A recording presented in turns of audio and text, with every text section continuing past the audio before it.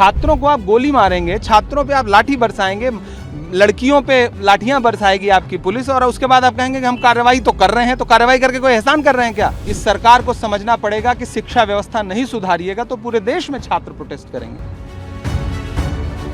Fire हुआ, उनको पीटा गया, उन पे मुकदमे दर्ज किए गए। कांग्रेस पार्टी ने एक फैक्ट फाइंडिंग टीम बना करके अलग अलग जिलों में भेजा है।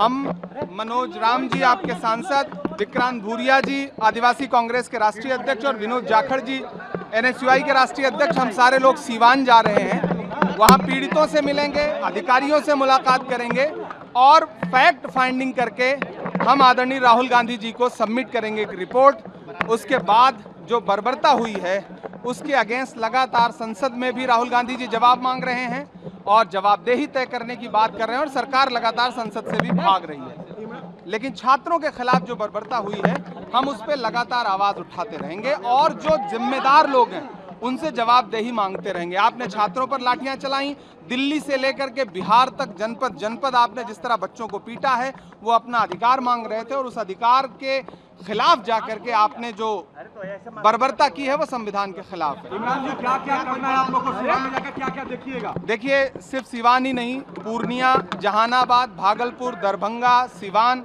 पटना, तमाम जिलों में अलग अलग टीम लगाई गई है। हम लोग सिवान जा रहे हैं, हम पीड़ितों से मुलाकात करेंगे, अधिकारियों से मुलाकात करेंगे, उनके परिवारों से मुलाकात करेंगे, जिनके साथ भी बर्बरता हुई है हम उन सारे परिवारों से मुलाकात करेंगे और जांचेंगे कि ग्राउंड पे असल में पुलिस को आदेश किसने दिया कि वो AK-47 चलाए छात्रों पर। ये मुझे लगता है कि सबसे बड़ी बर्बरता है कि सीधे छात्रों पर AK-47 चलाई गई है।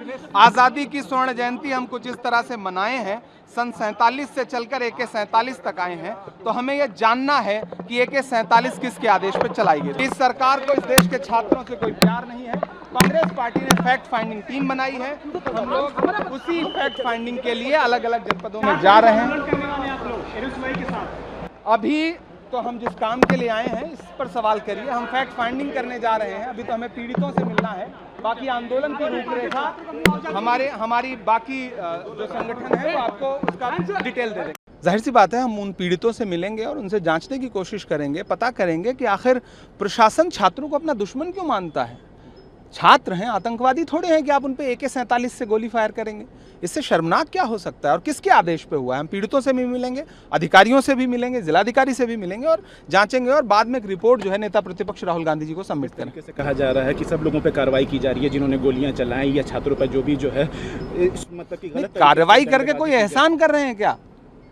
छात्रों को आप गोली मारेंगे, छात्रों पे आप लाठी बरसाएंगे, लड़कियों पे लाठियां बरसाएगी आपकी पुलिस, और उसके बाद आप कहेंगे कि हम कार्रवाई तो कर रहे हैं। तो कार्रवाई करके कोई एहसान कर रहे हैं क्या?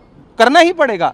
इस देश के आप तो इस्तीफा भी नहीं दे रहे थे, छात्रों ने छीना इस्तीफा आपसे ना, तो ये मत कहिए कि हम कार्रवाई तो कर रहे हैं, करना पड़ेगा। अच्छा, PM मोदी जिस तरीके से कह रहे हैं कि हम माफ कर देंगे उन बच्चों को जो भी गलत शब्द मेरे लिए इस्तेमाल, उनको ये पूछना चाहिए क्या इस देश के छात्र उनको माफ करेंगे?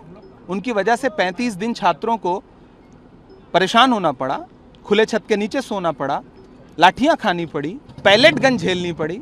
प्रधानमंत्री जी को छात्र माफ करेंगे या नहीं, उनको देश के छात्रों से पूछना। प्रोटेस्ट कीजिएगा, NSUI के लोग जो हैं कहें कि पटना में बड़ा। देखिए, देश में हर जगह छात्र उद्वेलित हैं। इस सरकार को समझना पड़ेगा कि शिक्षा व्यवस्था नहीं सुधारिएगा तो पूरे देश में छात्र प्रोटेस्ट करेंगे।